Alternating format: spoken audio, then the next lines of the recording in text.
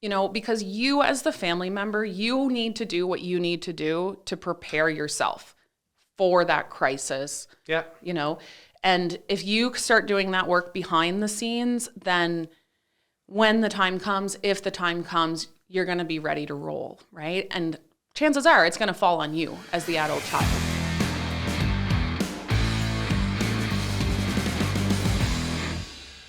Welcome to another episode of Ryan Out Loud, and we have Ellan here, and her business is Senior Transitions Made Simple, and, well, she's a senior transition specialist. She's helping people in our community transition maybe from downsizing the home or helping our loved ones, our family members, and she's going to tell us some great information, some great tips that you could use with your loved ones and help them transition their life maybe from it's a big home or different aspects of their life and make things easy. Welcome, Ellan. Thank you very much. So tell us a little bit about the premise of the business, what you do, and how you came up with the idea. Thanks. Yeah, so my business, like you said, it's called Senior Transitions Made Simple. There's nothing simple about growing older.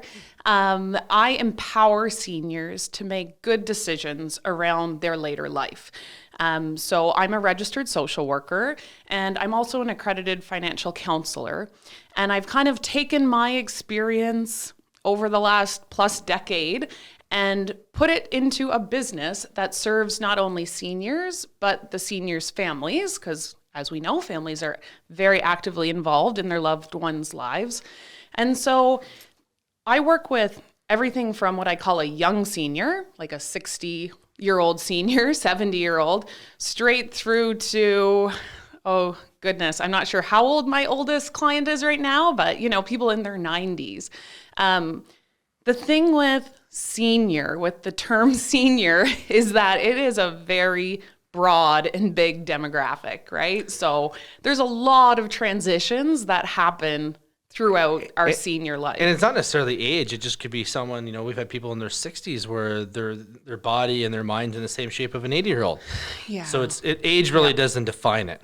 No. I guess. No, and I mean, it's there's the health side of things, right? But there's also the financial side of things. That's where I'm happy that I actually am an accredited financial counselor. Never thought I would become one as a social worker, but I am. And it really ties in nicely to this work because it is so often dependent on their resources. And all too often we go to a senior's house and they haven't been given the best financial advice. So it's kind of nice those go together. So let's take the scenario right now. People, they have, let's say, some parents, they're a bit elderly.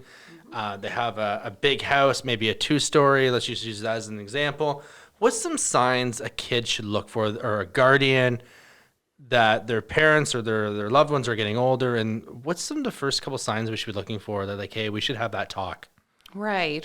So, I mean, ideally, I would like the senior themselves to initiate that process. But as we know, that doesn't always happen. So now you're the adult child, you're seeing the decline, you're wondering, like, what's next, right? Yeah. Simple things like throughout the house, like your maintenance, right? So the house isn't being kept as clean, the maintenance isn't being upkept. Physically, the senior's health might be deteriorating and they're just not able to bring in those like additional resources or services that they need. It might be a financial matter, or it might be they're just resistant to accepting help. When we think about where we want to age, really, housing is an essential component for maintaining our health as we age. So you're looking at, proximity to healthcare, to family, to caregivers, to resources, your, activities of daily living. So whether that be going to the bank, going to the grocery store, if you're in a situation where your home is no longer meeting those needs, and your physical capacity is declining, then, as the adult child, you're probably going to want to start have the conversation. Like, we see that a lot now. We're seeing, like, we have clients that are in the county, maybe they have a farm property, and they want to get closer to, say, where the hospital and the grocery. Maybe there's talk of maybe their license is going to be going away one day soon, or maybe they're going to need transit or not have to drive down those long country roads, especially in the winter here in Canada, right? So let's take, they've had the talk. The parents are maybe open to it. What is some first steps Like, what is the first steps a family should take in looking to transition or downsize somebody? Yeah, so I mean, you have to know your options. Yeah. What are your options? So in terms of, where you're going to age, you can age in place. Yeah. Or you can call Sean, you can sell, okay? You can choose to sell, but then where are you going? So let me stop you right now. So let's talk Yeah. about age in place. Right. So what are some simple things then, if we're going to age in place, we're going to stay in the home, we decide they're going to stay there. Yeah. What are some simple steps that a family can take to make it age in place? For sure. Yeah. So, I mean, I think everybody should be taking these steps. I think you should be taking these steps. I think I should be taking these steps. You call me, I'm not 40 yet. Okay. We Yeah. need to think about accessibility Yeah. in our homes. Yeah. And that's not just for the senior. It could be, for visitors coming into the home. Yeah. So a lot of people will say like, oh, but we have a half bathroom on the first floor, right? The full bathroom's on the second floor. But at the end of the day, you're going to have a scenario potentially where a senior never gets to take a shower or bath, right? They're Yeah. sponge bathing, Yeah. which, I mean, we make it work, but it's not ideal. It's quality of life. And so looking at making those major renovations or those major changes early. Don't wait until the crisis. Don't wait until 80. Preemptive, like Right? be smart about it. Yeah. And it's also about budgeting for those major renovations or those major costs. And as we know, in the last few years, the cost, Yeah. you thought, okay, we're going to have to put a ramp on the front step. Well, it's going to cost us $2,000. Probably not anymore, right? No, not the cost today. Like, there'd be like gold. You could like So- resell those. It's funny Right. you say that because my wife's mother, even like during COVID, even she slipped and fell and cracked her leg, and they live in a 2-story and they can't go upstairs, and we have the 2-piece on the main floor, and it was trouble. It was challenging. So 100%, I know firsthand. Yep. How much trouble that could be. So what are some other things we could do? Yeah, so the simple things like you're looking at your falls prevention, Okay. right? So anything around falls prevention, occupational therapy can come out and kind of do an assessment for that, but people leave things like rugs and cords and tripping hazards around the house. Seniors who fall, the statistics are not good for No. seniors who fall. So we want to do everything possible to prevent falls as a person ages. And then also looking at like in and out of the house. We often find stairs, steps, ice, snow. Is somebody clearing the steps? All of those little things to prevent falls too is really essential. So a couple of things we'll back up there. So, like the accessibility and making things safe. So even in the bathtubs, putting those grab bars. Yep. And make sure it's an anchored grab bar, not like the plastic one that came with the showers around. You're like, Same thing with like leaving and coming out of the house. The railings, make sure the railings are intact. So it's basic home maintenance, upkeep on that would probably be a big help as well. Yeah, and Yeah. when do 90% of people put those things in place? When it's too late. After they've had the fall. Yeah. Right? Yeah. So the message that I try to give to the seniors Yeah. that I work with, and a message that a family member can also give, is putting up a grab bar or using a walker or building that ramp. It's not about losing your independence. So often the senior views it as a loss. But keeping it. It's about keeping it. It's about keeping you where you want to be, whether that be your new home or your apartment or, your lifelong family home. It's really about keeping your independence. So it's all about being proactive instead of reactive. Yes. Really? Yeah. Okay, so we're I know we sidetracked there a little bit, but so we talked about keeping the parents in the house, growing in the house with age. What are some safety things we could do too then, let's say to help kids at ease? Let's say the parents are going to stay at home. Maybe the kids live 45 minutes away, an hour away, and they're constantly worried sick. Say mom doesn't call them back right away. They're like, oh my God, what happened? What's some simple stuff the kids could do to reassure their parents are safe without stressing about it as well? Right. So lots of families will do like a daily check-in. Yeah. Or multiple times a day, depending on the situation. Yeah. If that's not something that you can do yourself as the family member, we do have a great service here locally through the Family Counseling Center, the telecheck program. Okay. So they will call seniors every day. If nobody answers, if over an extended period, then they would contact the family. So that's a completely free service that anybody can access. But in terms of the family, like other points of contact, sometimes what we do is we look at I call it like their caregiving circle. So whether it be their friends, their neighbors, their family, and we try to make sure that somebody is touching base with them every day. So it could be building a village around them. Yeah, exactly. That's what we're all going to need that. That's how it used to be. Yeah, exactly. Yeah. And so just even setting up like a basic schedule that says, Jean checks in on this day. And if also the last year hasn't been great because of the isolation, but knowing that, mom goes to cards on Monday and on Tuesday, mom goes to, the women's group or whatever, right? So, she's having those touch points throughout the week. Probably a great thing too to get parents now is they don't have to have a computer anymore. But you can just, as long as they have internet, you can get one of those plug-in like Amazon devices or Google or Facebook has one too, or video chats. Yep. Yeah, that's a great way to connect. I mean, you can go to the extent of putting like a camera in your parents' home. Okay. Obviously you have to get consent. Yeah. But, it does definitely work for some families. They put it in the living room where mom spends the majority of her time. And so just like you and I have baby cams, I'm sure, it's essentially the same thing, and you can do a quick check-in. Also, if you're concerned about a fall or a crisis and they're home alone, you can always get one of them would be Philips Lifeline. So they have expanded their devices like significantly. Before it was just the basic one device where if there was a fall, it would go off. But their technology has really been developed more and more over the last few years. So that's an option too. Amazing. So we talked about a couple of different things there. So let's say we're not going to age in place. Besides calling me, obviously, to sell a house, what are some steps that they can take to start getting the downsizing process started?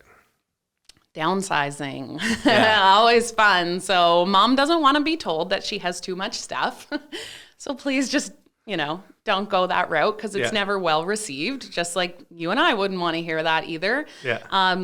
I try my approach. So I do coach seniors through that process. And my approach is always, if you have really important items and something happened to you, would your family know what items are important? Okay. So I recently just had that conversation with my mother, who has a house full of things. And I said, if something happened to you, I would have no idea what like the family heirlooms are, what are the important things, what are not important.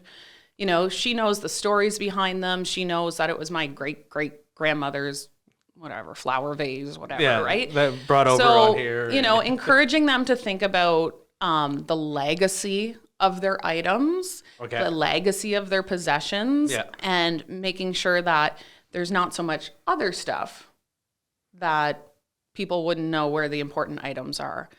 So in terms of downsizing, you're looking at pulling out those really important family items and then pulling out. So the next thing I do is kind of, if you think about 3 circles, the first circle being, Mom, what do you use every day? We're in the living room. What are the items that you touch every single day? Okay. What's your necessities of life? Right. Yeah. Next circle being, okay, Mom, what do you touch maybe once a week or once every 2 weeks? And then the bigger circle being, what could go to like long-term storage or be removed completely. And it's funny you talked about what items are valuable in the family heirlooms. That goes back to when we had Colin on the other week and him talking about, that's maybe when you suggest, hey, like, do you have a will? Is that a talk that you would say, like, talk to your attorney, get out, make sure you have a will for that? Definitely get a will, have a will. Put Ellan in the will. It's a question I ask every single client. Essential documents, power of attorneys, wills, and we also do advanced care planning. So, if something were to happen while you're alive, what are your wishes? Yes. So we do, those are essential documents and funeral plans too. So we got with the stuff, we're going to get rid of this, we're going to keep this, get rid of this, maybe donate this. Mm-hmm. So what's the next step really to like show the parents, we need to downsize. We need to move you. Like how do kids break that to their parents? Kids don't break that to their parents. Okay. Parents say, I'm not leaving ever. Yeah. So is there like any way for kids to like help parents see that they should move? Right. Like, so, or am I totally off on this? So you don't want to be told what to do. You don't want someone to come in and tell you what to do. My wife tells I me don't that want all to. the time. Neither does a senior. I And you have realize. to also realize that like you're approaching it, you are their child. It doesn't matter if they're 90 and you're 70, Yeah. right? You're still their child. So you have to put the ball back in their court in terms of this is their decision, this is their process, this is, you know, their life. Okay. So you can go in, I would suggest you go in with like more of a supportive approach. Exactly. So Saying, that's I'm perfect. seeing, you know, I'm seeing that you're struggling. I'm concerned about you. Here's some of the things that I've identified recently, or maybe, you know, you pull in, you know, the doctor has said. I like to throw it back on the doctor. Always usually- blame the doctor or the lawyer if you can. Because usually they have a good established relationship, Yeah, right? yeah. So, you know, the doctor has noticed you've had some near falls in the last year. You're becoming a little bit confused. Let's explore some options, right? So not saying you have to move right now, but saying we should really start exploring options, right? And then that's opening the conversation into what are the options, because a lot of seniors don't know what the options are. They have no idea about the price, the cost. They don't know what their own home is valued at. So until you start to really explore those options, I wouldn't suggest, you know, going in with I think you should move to Fairwinds, or I think you should move here, because we really need to do that budgeting work. And some problem I find too with people like seniors that say, I don't want to move, blah, blah, because they don't understand how to move. So sometimes people are like you said, we don't know the cost, we don't know what to do. So they're just, I'm not doing it. Change is bad. Yeah. Do you know what I mean? Oh, it's completely overwhelming. So you're really suggesting for kids that want to nudge their parents, not tell them what to do, but nudge them in the right direction. It's more, you know, help them with some research. Yeah. Get other people involved, and then that helps them steer them in the right For direction. sure. And what I would say, Sean, if your parent is that person who's like, no, this is my house, I'm not leaving, you know, you start doing the work behind the scenes. You know, because you as the family member, you need to do what you need to do to prepare yourself for that crisis. Yeah. You know, and if you start doing that work behind the scenes, then when the time comes, if the time comes, you're going to be ready to roll, right? And chances are it's going to fall on you as the adult child, right? 100%. Like I've had clients actually where like they go, okay, let's move, let's do it. And then the parents like, we're not quite ready. And like, we've been in real estate so long now. I've had one 10 years later reach out to me. He goes, okay, I'm ready for blue water country now. Yeah, wasn't 10 years later. We put an offer in, and then Right. 10 years later, like it just wasn't ready. Now I'm ready. So what are some stuff that seniors or elderly people or people, what are some steps they can do to keep themselves in the home longer? Like, you know, physical activity, like what's some Right. stuff, like some organizations so- that they can... Like your social circle is huge. Yeah. Your social interaction. We know that isolation does Horrible nothing things. for seniors. Yeah. It's horrible. So in terms of like staying active, getting out there, you know, we have lots of great programs within the community here. So whether that's the Strangway, which is slowly ramping back up, but it's coming, right? Yeah. There's things like local card groups. There's, what are our other main ones in Sarnia? It's as simple as going for a walk once a day on the Howard Watch Nature Trail. The Lambton health units, they have Okay. tons of programming, lots of senior-oriented programming. So there's definitely a lot of resources within this area. The biggest thing that I find is the transportation can be challenging. We do have LEO, so Lambton Elderly Outreach. Yep. They will do transportation. We have the Red Cross that will do transportation, and we have Caravan that will all do kind of that wheelchair accessible transportation or transportation for seniors. So transportation is a big piece of it, and maybe you can find a friend, right? Church is great for a lot of people. Yep. Very supportive community, people that are willing to help you out with a ride kind of thing, and just take a little bit of that responsibility off of the family. So if you're someone who goes to church or goes to an activity regularly and you see that, you know, Jean's daughter is the one driving her and dropping her off all the time, if you can pitch in and help and just offer Like, hey, as Jean, a community you're not member. coming into church. I can drop your mom off after. Yeah, exactly. Because caregiver burnout is huge, right? It's huge. And I say that being a caregiver is the hardest job in the world. So we want to think about how we can sustain the longevity of our caregivers also, and keep their health, supported too, because unfortunately there are physical consequences of being caregivers too. So, right? 100%, it's hard on everyone. So we talked about staying in the home, downsizing the home. So let's talk about where they go after they downsize that home, because we're assuming now they're going. So one thing the Ontario government announced a little while ago is secondary dwellings. We're calling them granny pods on people's properties, essentially, where you could have a second little granny shack on your property. So is that something that you're seeing clients do right now? It's definitely an option. I haven't seen a whole lot of it locally right now, but I think you will see more of it over the next 10 years. Yeah. Once again, it comes into that, the caregiver. So who is the caregiver and are they willing to explore that option? But something that I just thought about too is you might have a big home on your property that you own, and you could build your own granny flat on your property and rent out your house, or have a family member maybe purchase your house off of you.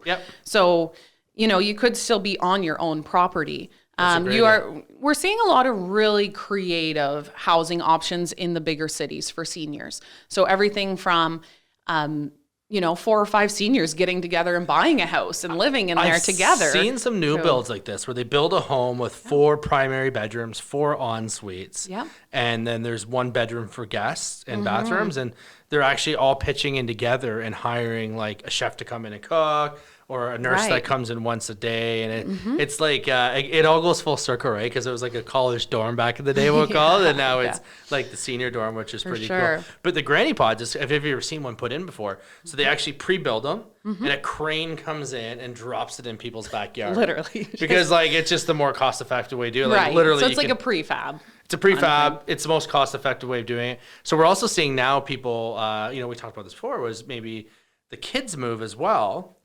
Parents move, and then they buy a property that works for everybody, or renovations to build a suite for the parents.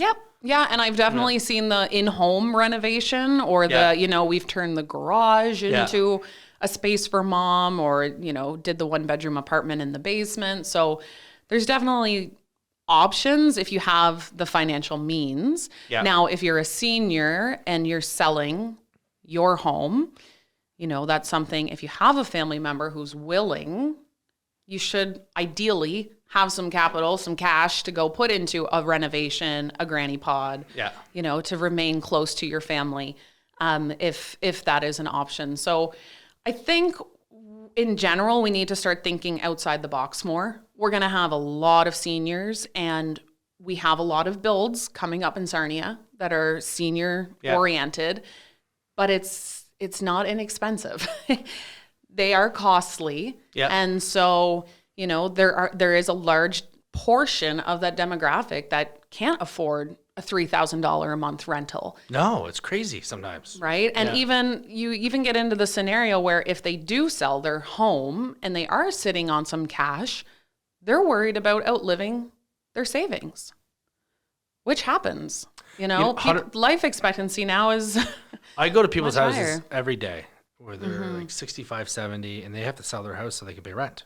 And it's a big, like, we go over the math of them of paying rent and stuff like that. And 100%, they're going to outlive the savings. Like, they can't pay their rent after. And, it's funny, we're talking now about the parents and the whole families. Like, a lot of other cultures, that's quite normal. They've been doing it forever. Like, and I think as Canadian, we're having more immigrants come in, more cultures.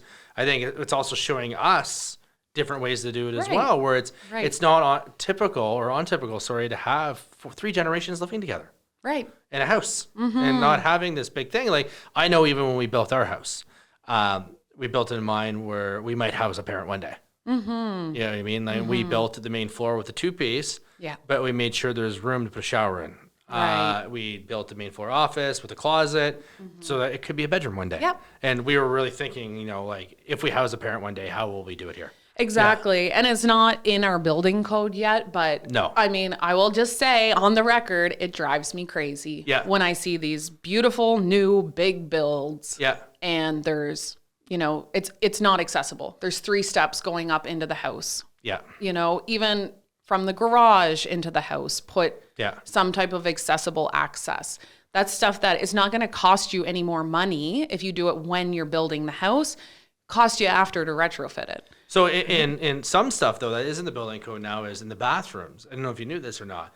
So when you're framing it in, you have to put blocking in for grab bars in the future. So a lot of times, it's coming. So it's like, that's like a small, I'm trying to be a little optimistic here. It's a small step. So that is one bonus, I guess, for grab bars and everything. And the other thing I will say, to new builds is that there are more and more people within that industry, architects who are really specializing in accessible builds and accessible 100%. buildings. So it's really great to see that they've started to recognize that this is part of my job. I need to be thinking a universal design. So that's really nice to see. Tons of innovation there. And accessible these days isn't always determined by motion. Yeah. Which is, so it's kind of interesting, the world's becoming a much better place in that sense where we're thinking about that. One more thing on that note that I never thought of. I was in a presentation on this topic the other day, and the designer was saying, just make sure there's a spot in your house where you could put like an elevator if you wanted to. Yeah. She said, you don't have to like go out and buy it now, but even if you had a spot in your house where you could do that to get from, one floor to the other, then that's an easy design change after. Maybe roughen the power or something, because when it's all studded, it's easy to power. So let's just, the grand scheme of things as we're finishing off here, what is, a common mistake, a preventable thing, besides the preventative maintenance and being proactive and stuff like that we talked about, that you see happen over and over again, where you wish that you could get that message out more to more families to do these things? So I would say that really my driving force for starting this business was that I was always meeting the senior and the family on the other end, on the other side of the crisis. After there's a problem. After the major crisis, the fall, the, progression of dementia, the lack of finances, whatever it is. But that's why I started this business, because I want people to be more proactive in their approach. It's never too early to start planning this stuff. You need to be looking at it from a perspective of it's going to happen. We're all aging. I know in 20 years I'm going to be... I told my wife I don't think I'm aging at all yet. I'm still young. So, my big message, and the thing that I really love working with seniors and their families on, is that proactive approach, and just getting kind of their ducks in a row, looking at their options, knowing their options, planning in the case of an emergency. Like, it's not exciting work necessarily, but what you see on the other side is family conflict. Oh God, yes, unfortunately. A lot of it. And so caregiver burnout and very unhappy seniors. Okay, so what are a couple tips? Give us a couple of tips, 2 or 3 tips, something that's very proactive instead of reactive, like we're saying, that you'd give the 40, 50, 60-year-old to start doing now. Right. So I think the first thing is essential documents. Okay. Get your essential documents in place. Everybody should have them, regardless of age. That's the first thing. The next thing is look at your housing. Okay. Is it sustainable? Is it affordable? Do modifications need to be made? So assess your housing, and then you need to look at your resources. So I have people who are going to retire in 2 years and they have no idea what their pension's going to be. You need to dig into those numbers and really have a good idea of what your budget will be on a monthly basis and how long your resources can sustain you, because that's going to determine your housing options. It's going to determine where you age, your healthcare options, all that. So if I reached out to you, do you have like a guide or something that you can share with us? Yeah. Like someone, do you have like a breakdown? Well, I will say that I've come across a really great resource. It's called Options Open. Yeah. Okay. This is a guide that was developed by someone in the Toronto area. She's fantastic. It's a guide for mapping your best aging journey. Okay. she approaches it from a travel planning perspective. You're going on a trip, right? You don't just like pack your bags and jump in the car. You make a plan when you go on a trip. Yeah. Okay, so it's the same idea. Here's the 5 different areas that you need to plan around for your aging journey, and let's use your 60s and 70s to plan for your 80s and 90s. And, it's funny, like, even though you make a plan like that, I think about, like you said, the trip, this is the plans, like your GPS, right? You know what I mean? Yep. And you might veer off that GPS on the way, but you have something to go back to. I mean, there's nothing wrong with making a road stop on the way or something like that. So the plan's never set. So if people reach out to you, though, you could help them out, send them that guide or Yeah, something. for sure. And I mean, the other point that I want to make is I get called by families all the time, and sometimes the parents need to hear it from someone else. 100%. Okay? Yeah. So that, and then the other thing is having a professional approach to it. As you know, I'm sure. Like, you can't just go like, Mom, you're moving. Right. That doesn't work. Sometimes like what I do with my social work background, I'm able to do some like motivational counseling around making those changes, right? And so having a professional approach and working with them through some of those emotional barriers maybe, that's where the social work aspect comes into play. Awesome. Perfect. So, Ellan, thanks for all this information today. We're going to put all your contact info in the write-up. Awesome. So this is Ellan. She's a senior transitions made simple. That's what the business is called. She's a senior transition specialist. Thanks a lot. We can all use this help, and I hope this helps. And that's another episode of Ryan Out Loud.